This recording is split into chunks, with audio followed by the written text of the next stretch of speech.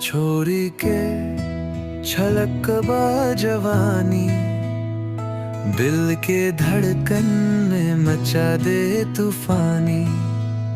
तो हर हंसी से गुम सब भुला दी, तोरा झटका से दुनिया हिला दी। प्यार के लहर बाहर के समा, तो हर साथ चाहिए बस हर घड़ी हमरा।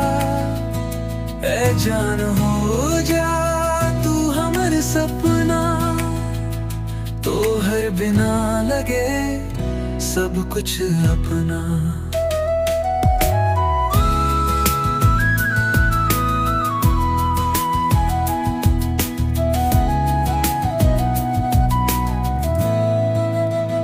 गोरी के नखरे जैसे बिजली चमके, दिलवा के दूर तो है तो हर नजर से थामे।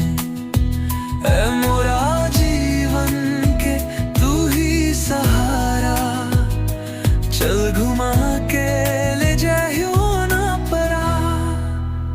सुनो हो जान ये दिलवा के पुकार, तोरा बिना लगे दुनिया बेकार।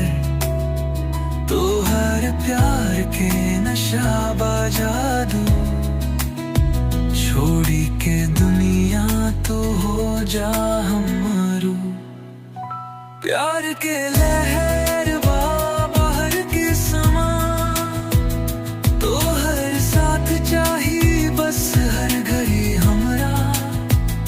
ऐ जान हो जा तू हमर सपना, तो हर बिना लगे सब कुछ अपना।